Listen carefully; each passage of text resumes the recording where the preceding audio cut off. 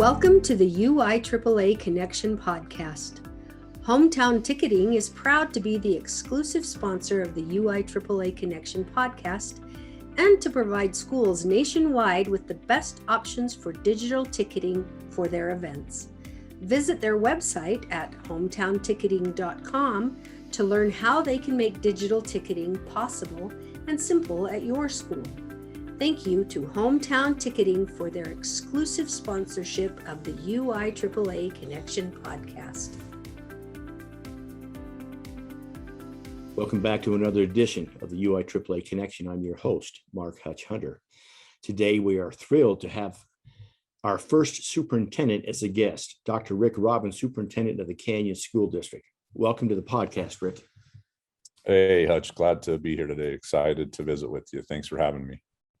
Thank you. Why don't we have you start by sharing a few minutes with our audience here in Utah and nationally, where you grew up, your first job, where you went to college, all that type of thing.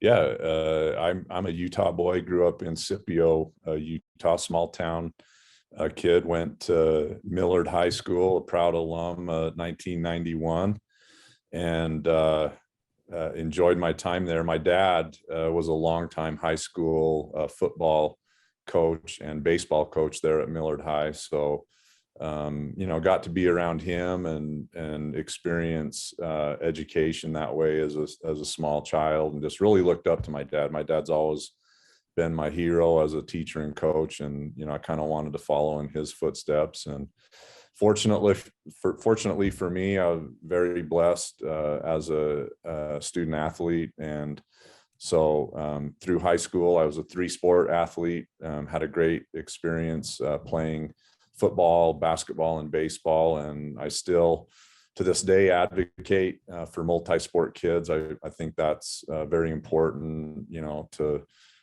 for a student athlete to really have a well-balanced experience. So graduated from Millard High, was recruited to play basketball and football at lots of different colleges and universities. Ultimately, I settled on playing football at Southern Utah University. And so I went to Cedar City on a football scholarship, and I redshirted my first year at SUU. And then in the spring of 1992, became the starting quarterback and won the job and never looked back from there. It was an interesting time. SUU was transitioning from Division II to Division I. And so I got to experience all of that, which I'm so proud of the program now. They're moved to the Big Sky and now on to the WAC conference. Was a 4-year starter. And by the time I left school, held virtually all of their total offense and passing records in school history. So I look back on that with great fondness. I was a captain 3 years at SUU and went wire to wire, started all 44 straight games over those 4 years. From there, wanted to get into coaching and teaching and get into education, like kind of follow the footsteps of my dad. So I became a teacher and coach and married Heidi Cowan, who was a basketball player at SUU at the time. And so she was also going into education. So we, that was kind of our passion and what we decided to do. Over my teaching career, I've been now in education 26 years. I was a head football coach and head basketball coach for girls basketball for a while, taught in Jordan School District, Alpine School District, Nebo School District, and then Juab School District. So I'm kind of one of those rare breeds that's been involved in both rural and urban schools. And the last previous superintendent job I had, I was a superintendent in Juab School District. Before that, I'd been a high school principal for many years. And then the last 2 years, I've served as superintendent here in Canyon School District. So it's been quite a ride. We have 4 beautiful kids. All of our kids have been athletes and love school and have competed at the college level. So, we're very proud of them too. That's awesome. So many follow-up questions. Let me just begin with a couple. Scipio, for those who don't know, and of course outside Utah they wouldn't, but Scipio is always the halfway distance between Yuba and Holden for me. And I say Holden because that's where my father's family's from.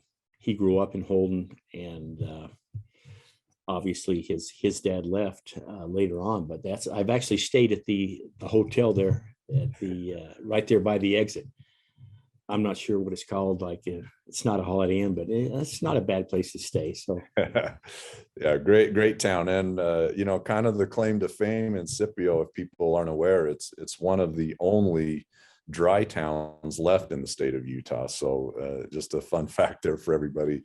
One of the few towns that you still cannot buy alcoholic beverage in. So yeah, Scipio is a longtime conservative LDS stronghold. So they still have that as a city ordinance.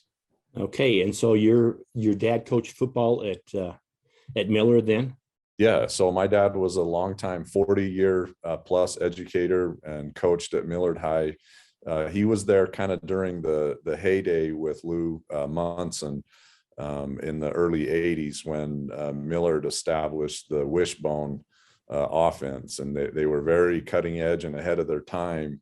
And Millard being a smaller high school, they wanted to establish a toughness and kind of bring back the toughness and the culture that was established years ago when Taft Watts was the head coach. And many people remember those days. Millard had a run of many state championships. And so Lou Munson came in as the head coach, and I think is still one of the winningest coaches in Utah high school history. And he brought my dad along as the offensive line coach. And they kind of reestablished that mentality at Millard and that tradition.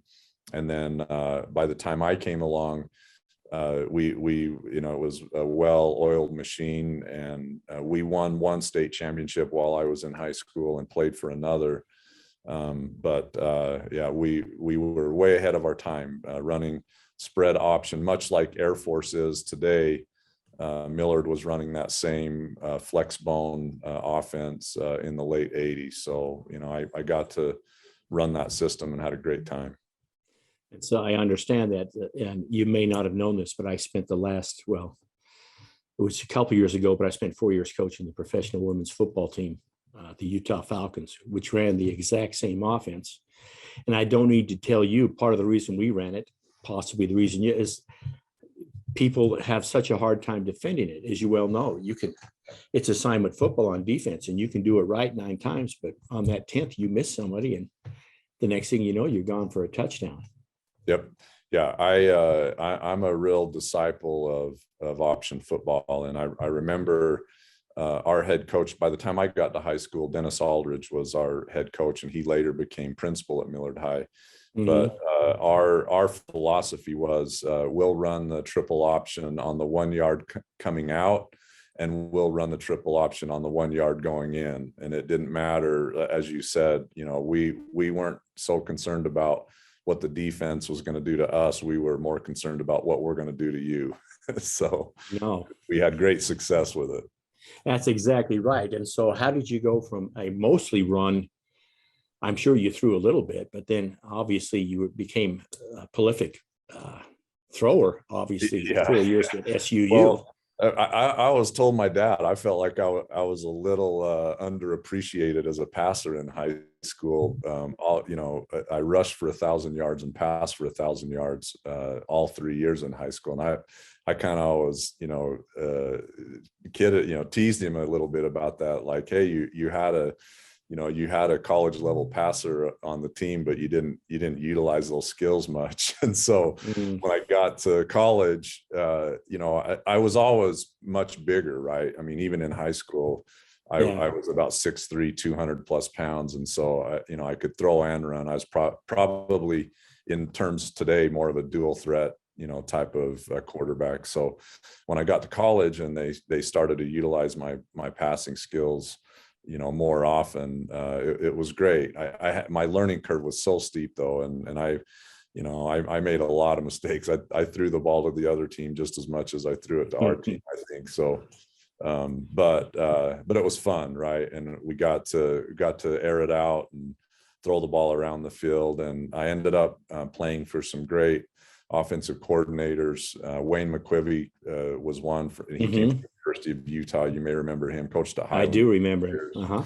And then I finished with Bart Andrus, who ended up coaching with the Tennessee Titans and was actually the quarterback coach with Steve McNair when they had their Super Bowl run and lost to the Rams. So I've been so fortunate to be influenced by some great coaches along the way. And so the last follow-up with football, seeing as it's the semifinals this week, obviously this is going to air probably a month from now, so it'll be history by the time people hear it. But there's a school in your district that is quite prolific, if that's the right word, at passing. And so how do you now, being out of the sport for so many years and being the superintendent of a school that's, well, up until a couple of weeks ago had won 48 straight, which should never happen. Nobody wins 48 in a row. But your thoughts on Corner Canyon? Well, I think it starts with their leadership. And as you know, you're very close to Coach Care yourself. I have so much admiration and respect for him. He sets the tone. You will not find a better coach than Coach Care. And as I've been in the district for a couple of years and got to know him and be around the program and the coaches there at Corner Canyon, they are dedicated to all the right things, and they support their students and athletes in that order. And it's just been amazing to see their run. And you're right. I mean, to win 48 straight at this level, at the highest level in high school football, it's simply amazing. And I just tip my cap to him. I mean, I don't see a coach that loves their players more, that expects more from their players, that does more than he does. And you see that culture just, really, it just comes from the program, and it moves outward, and it kind of proliferates through, the school and the community. And it's just super exciting. And I'm their biggest fan. I have thoroughly enjoyed, going to their games and getting to know Coach and his players and their families. I mean, I'm more than thrilled for them, and, excited they'll continue, doing what they're doing. And it really, I think a lot of people talk about the record and winning and everything, but, when you get right down to it, I don't hear the coaches and people within the program talk, much about that. They're so focused on preparation and getting their players ready for what's next. As there's nobody better than they are. And that's, that the results take care of themselves because of the level of preparation and the care and the relationships that they put into it. So it's exciting. That's a great comment. So thanks for giving it that slant on it, because I think that's right on the money. Let's talk for a minute. You've obviously mentioned your father, but there's certainly been some other mentors in your life that have had effect on you. Yeah. I think back, Hutch, about all of the great teachers and coaches, in my life, starting in high school. I had, as I mentioned, Dennis Aldridge was our football coach. I had a high school coach named Dennis Moore.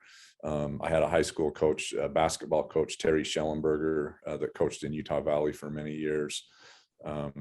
These men and their influence on my life, more as a man and as a human being than on the athletic side, is something that I think about every day, and they're in later in life and in college as well. Jack Bishop was our head coach at Southern Utah University during that time. And, he gave me a chance. He was probably the first coach that, even though I was at a small high school, gave me that opportunity. And I think that's important for young kids that might be listening, or parents that are listening, is that, remember, you only need one coach to believe in you. You only need that one person to give you that opportunity, and then, you know, the rest is up to you.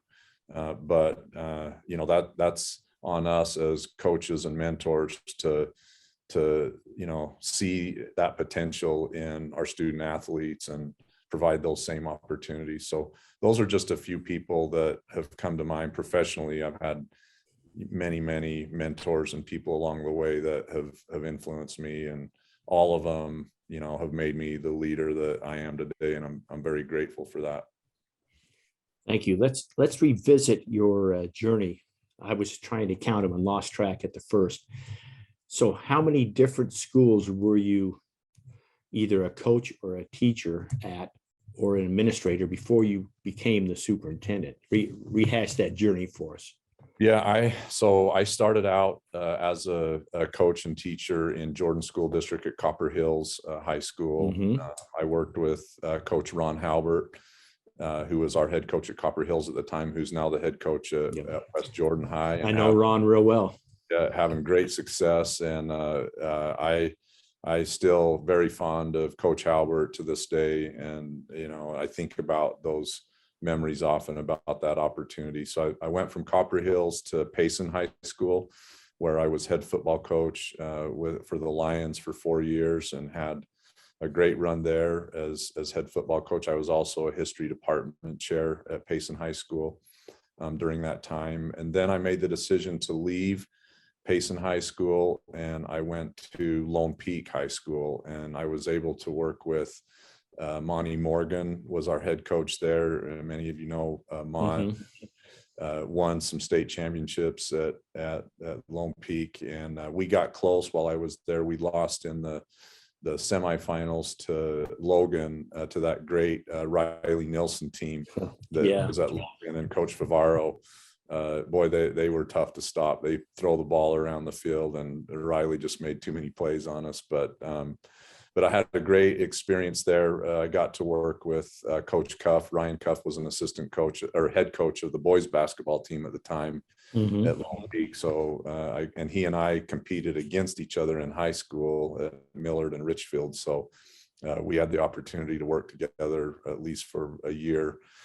And then I left Lone Peak High, was an assistant principal at Lake Ridge Junior High in Alpine School District, and I worked with Jim McCoy, was our principal, great mentor and friend to this day. And then I was there for a couple of years, then I bounced to Lehigh High School as a assistant principal under Sheldon Worthington, and had a great experience there. And then I was invited to come back to Nebo School District as an assistant principal at Springville Junior, and that's where I got to work with Everett Kelly Polo. And many of you know, Coach Kelly Polo and I go back. We were head-to-head rival coaches when I was at Payson. He was at Spanish Fork High, so we had some battles as head coaches at rival schools, and then I had the opportunity to work with him, and I learned so much from him as a leader and a friend about relationships, and you know, what our purpose is, and how we should carry on as professionals and treat each other. And then I went to Springville High as an assistant principal for a short time, and became principal at Springville High in the split with Salem and Maple Mountain. And so I stayed at Springville High as principal, and our principal went to Salem High. And so I was principal there, I believe, 3 years at Springville High. Had probably a note there that people will remember, as I was the principal at the time that hired Scott Mitchell as our head football coach. So Scott had recently retired from the NFL, and I had brought Scott back to be our head football coach, and he did a fantastic job. Our athletic director was Kathy Jarvis. Many of you listening, Kathy, sure. Kathy, just a legend in the athletic administration world. And so had a great run there as principal, and then went to Juab High as principal following my time at Springville. and was principal there for 4 years and had a great run there. Had the opportunity to hire Ron Morelli as our athletic director, who's still AD there. And I attribute much of our success there. We made 2 hires that I believe, really turned the corner for GUAB in our culture and the direction that we were heading. One was Ron Morelli as our athletic director, and we also hired Mike Bowering as our assistant principal, and both have gone on to do amazing work there. So, and then in 2013, I was made superintendent in GUAB School District and served as superintendent for 7 years until 2020. Right at the beginning of the pandemic, came on as superintendent in Canyon. So I'm kind of been that the COVID superintendent in Canyon since, but that's kind of been the career path there. And so explain how, obviously you've accomplished so much, obviously athletically and academically. You've got a nice job. You're the superintendent in GUAB. And so what was the pull to get to go to a bigger district? Well, I guess you interviewed before the COVID hit, so that's kind of. Yeah, I think, I had always kind of had the idea and the design to, come back to Salt Lake County. This is where, I began my career, and I'm one of those people that, I don't like to get complacent and kind of get stuck in one place. I love GUAB. We still live there. We still live in Nephi. I'm very fond of the community and the kids and everything that GUAB School District stands for. And I hope I played a small part in helping to build the culture that exists there now in their schools. But I'm one of those people that I believe other people need a turn. And when you've done what you can do and you've moved that needle as far as it can go, I don't believe in just continuing to spin my wheels. And sometimes it's time to look for a new challenge. And like I said, I'd always kind of had the idea about coming back to Salt Lake County to finish my career and take on this challenge. And I think we all have purpose in where we're supposed to be and what we're supposed to be doing. And Canyon School District for me is where I'm supposed to be and where I plan on finishing my career. So that's I'm excellent. grateful to be here. It gives you a different slant, because obviously you and I are quite different in that, because I'm looking at my paper here. I can see at least 7 or 8, maybe 9 different schools. Yeah. And as you know, I went to Jordan in the fall of '79, stayed there for, parts of 5 decades, was athletic director for 30. But people are wired differently, I guess is what I'm saying, because I really thought that I made a difference there. And of course, it was while I was at Jordan and had some great support from my principals that allowed me to do some work with the UIAAA. Yeah, I think it just comes down to personal choice. And, Sure. Hutch, I certainly respect, what you've accomplished. And I don't take away anything from people that decide to stay at one place. There is a lot to be said that's positive about consistency, and loyalty. And I fully, accept that criticism when people question, why have you changed as often as you have changed? And, for me, that's just kind of been the journey and one that, has worked out, for me and my family in the best way. But I have so much respect. Everybody that's listening, anybody that's involved in athletic administration or in education, especially today, now more than ever, we need each other. We need each other's stories and support and respect and love, because we're in a very unprecedented time. So. Absolutely. And I certainly didn't mean to suggest that. My point was just that people, just like you said, people are different. I found my dream job, and they came after me and they said, well, yeah, you should get to administration. I said, I'm in administration. Well, no, you should go be an assistant principal. And I said, I'm not playing that game. Yeah. You make the wrong person mad, you could be a career assistant principal. I said, I got a great job. I get to, Yeah. I still taught part of the time. I get to be with the kids. I get to be at the games. Yeah. I know there's a lot of other stuff that goes with it that some days you wish you didn't have, but yeah, I just think it's a great accomplishment. So talk about now the job of principal or superintendent today and how it's changed for you and how it's changed for athletic directors since you first became a principal. And that's got to be what, 15, 20 years ago. Yeah. Well, I think the difference is for me is that leadership today requires our principals, our ADs, superintendents to be very, very dynamic individuals. And I think, when I started out, I kind of had, the view and perspective that this job in administration was much more about management. And now it's much more about, a host of things, and it's not so much transactional anymore, but it requires you to be, really wearing many hats. And I think it starts with relationships.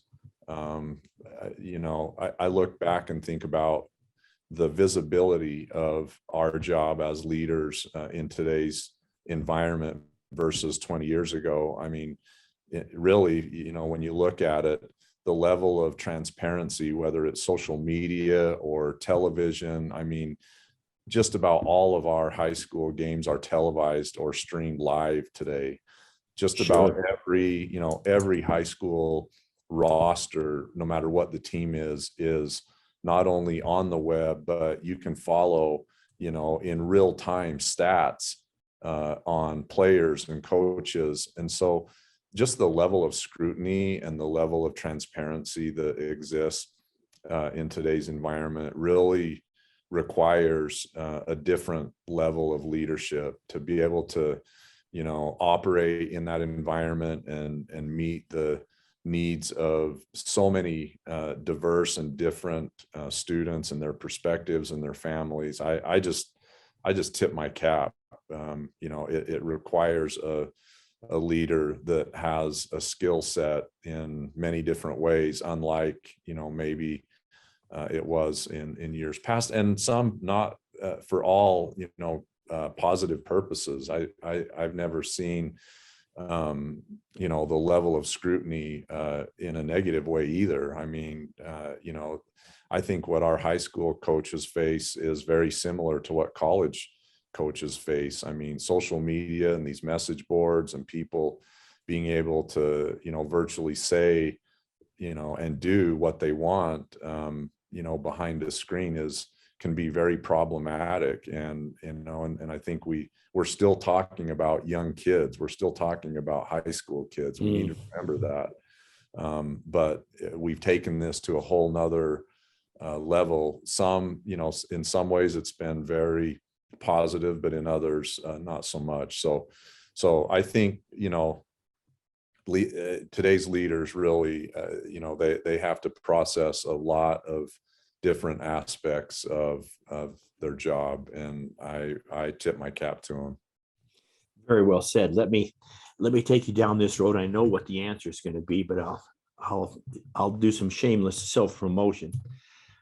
As the superintendent of Canyons, you're very supportive of athletic directors. You're supportive of our association, and you're supportive of the upcoming legislation that we're pushing to have everyone certified for. Just give your thoughts. I know you mentioned briefly earlier on Morelli when you were at UIAAA, but the athletic director job in general and what some people in the community and even some principals and superintendents don't understand how valuable that is.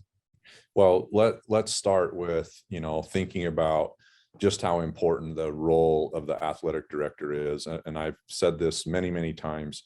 Our athletic and activities that exist in our high schools, in my opinion, really are the front porch of not only our high schools, but our districts. And when you think about the level of transparency and the attention that it draws, that's the environment we work in.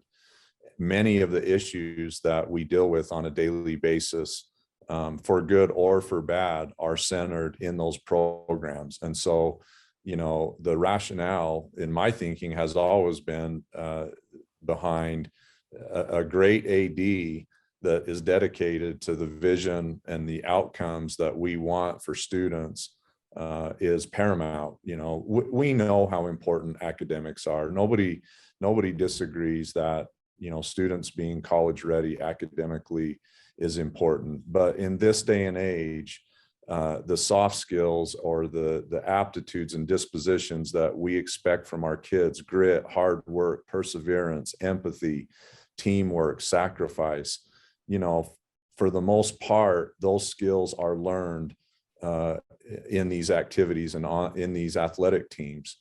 And we know how important that is. And so for me to have a certified athletic director that can deal with that, it does a couple of things. One, on the compliance side of this, as a superintendent, it provides tremendous liability protection against many of these issues that we're talking about. And if you don't think that those issues are here, it's just a matter of time when it's your turn that you're going to deal with, a lawsuit or an incident that requires, an AD that's highly skilled, that understands how to deal with this.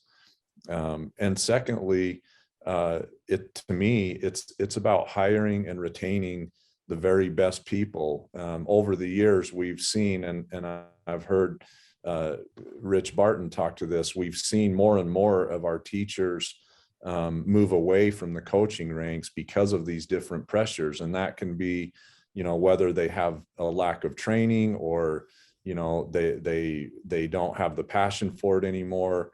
That starts with leadership. That starts with the principal and the athletic director to set the tone and the vision and the culture for what those expectations are. And so I appreciate UIAAA coming forward with this legislation. And I think, it's a step in the right direction. And I'm asking for my fellow superintendents to support this. It's very, low cost, but, the benefit that I see and the future that's on the line for Utah high school activities, to me, it's a no-brainer. And I hope I can help champion this cause, because, our athletic directors are the core of our activities and our athletic associations in the state of Utah. And I personally and professionally want to see, our very best, one, come into the profession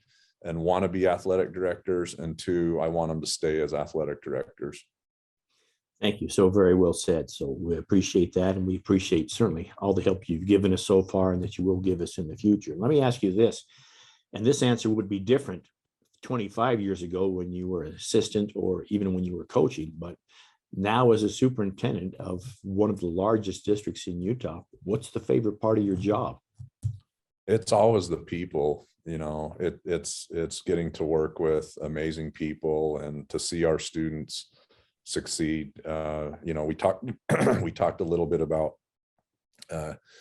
Coach Care at Corner Canyon and getting to know him. I try to get out into our schools and get to know our teachers. Many coaches in the district, Coach Dan Lunt down at Corner Canyon, he's a coach that I actually coached with Dan as his assistant at Payson High. So I'm very fond of this work. And my dad was a 40-year plus coach. I know the value and that it brings to our kids, and I'm a product of that. And I think about that daily. And I know, as a community and as a state and as a society, we all recognize that value, and we want to hold on to those principles that we're teaching our kids. But we're kind of at a crossroads. Public ed has been under attack in recent years, and people, see things differently. And I respect, those opinions. But at the end of the day, I want our state to grow great people and great leaders. And so for me, that's the joy in this work. I hope I can contribute to that in some small way by building these relationships and seeing through those principles and values that we care about the most. So this last weekend, I got to attend the Red Rock State marching band competitions, and, to see our kids from Alta and Brighton out there competing, at Zion Stadium in St. George was a thrill. So I really don't care. I love to just see our kids compete academically in the classroom and on the field. That's what it's all about. So that's probably the best part of my job.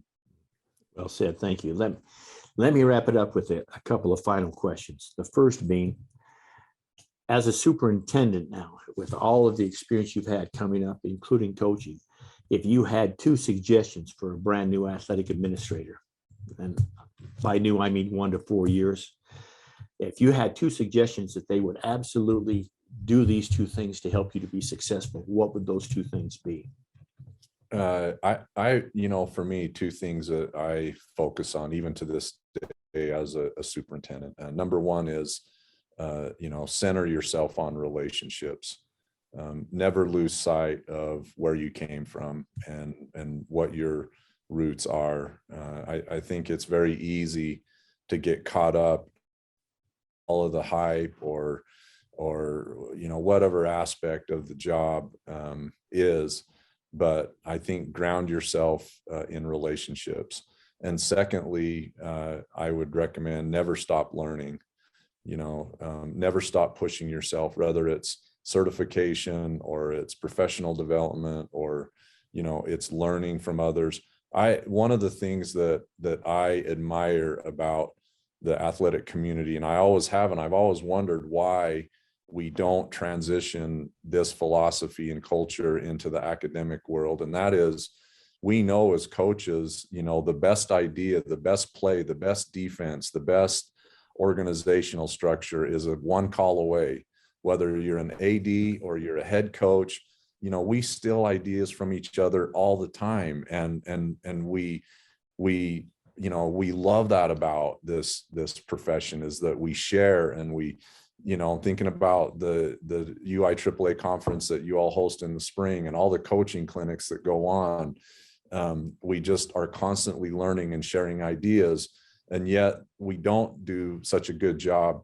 We're not that great at it when we transition that over to the academic side. So, I know I'm speaking to the choir and coaches and ADs that are listening. I mean, I know that's what you're about, but, center yourself on relationships and continue to learn and develop your skills. And, you never work a day, right? When you take that approach, and you build these relationships, they're forever. I mean, I still to this day call coaches or people that I have that association with, and I can just run by them. What do you think about this? How would you handle this? And it's what makes us such a close-knit community, in athletics, and that to me is, it's forever, and it's just great to be part of that. And, so those are the 2 things I'd focus on.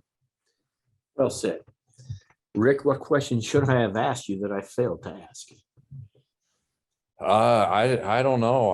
I don't, my favorite NFL team is the Las Vegas Raiders. So, okay.